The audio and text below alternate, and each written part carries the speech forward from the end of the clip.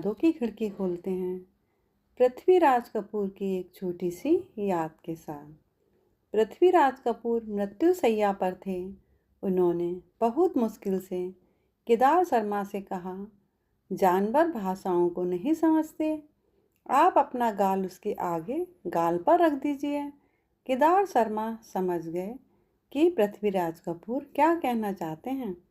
साथियों, ये किस्सा बहुत भावुक कर देने वाला है और इस किस्से की शुरुआत होती है वास्तव में 1960 से।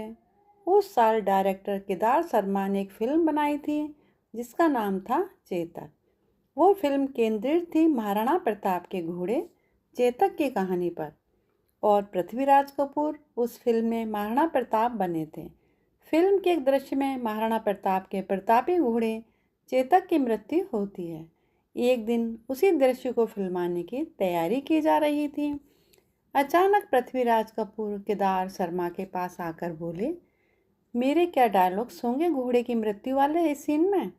पृथ्वीराज कपूर के सवाल के जवाब में केदार जी ने उनसे कहा, घोड़ा कौन सी भाषा समझता है, उसे ना तो हिंदी आती है ना उर्दू समझ आती है, दूसरी कोई भाषा भी घोड़ा नहीं समझता, घोड़ा सिर्फ प्यार की भाषा समझता है। चूंकि सीन में घोड़ा मर रहा है और तुम अपना गाल उसके गाल पर रखकर उसे प्यार जताओ। केदार शर्मा जी की बात सुनकर पृथ्वीराज कपूर को बहुत अजीब महसूस हुआ। उन्होंने केदार शर्मा से कहा, मेरी मौत किसी घोड़े के काटने से होगी, ऐसा मुझे एक ज्योतिष ने बताया था, इसलिए इस घोड़े के चेहरे के पास तो मैं अपना चेहरा नहीं ले जा सकूंगा।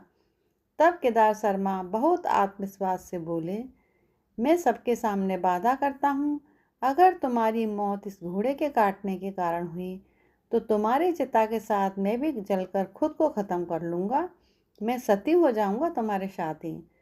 अब इतनी बड़ी बात केदार शर्मा ने कह दी तो मजबूरन पृथ्वीराज जी को दृश्य ठीक वैसे ही शूट करना पड़ा जैसे कि केदार शर्मा चाहते थे और दृश्य सही तरह से शूट भी हो जाता है।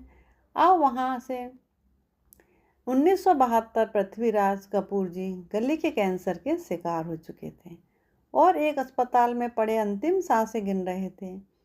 फिल्म इंडस्ट्री के तमाम लोग उनसे मिलने आ रहे थे। एक दिन केदार शर्मा भी पृथ्वीराज कपूर से मिलने हॉस्पिटल आए। केदार शर्मा जी को पृथ्वीराज कपूर से मिलने उनके रूम में जा रहे थे।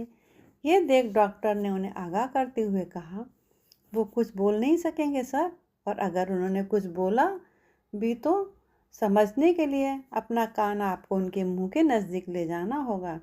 केदार शर्मा ने बहुत ध्यान से डॉक्टर की बात सुनी और फिर वो पृथ्वीराज कपूर जी के रूम में घुस गए। घुसते ही उन्होंने पृथ्वीराज कपूर से वैसे ही बात की जैसे वो हमेशा करते थे। वो पृथ्वीराज कपूर से बोले, क्या हाल है भाई साहब।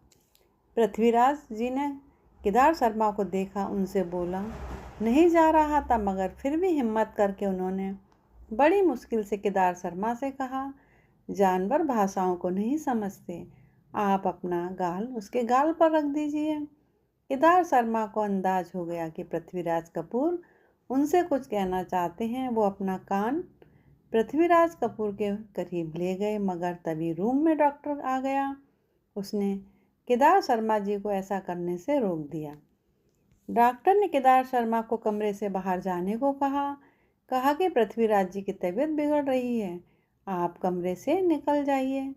फिर नम आंखों के साथ केदार शर्मा पृथ्वीराज कपूर के कमरे से बाहर निकल आए।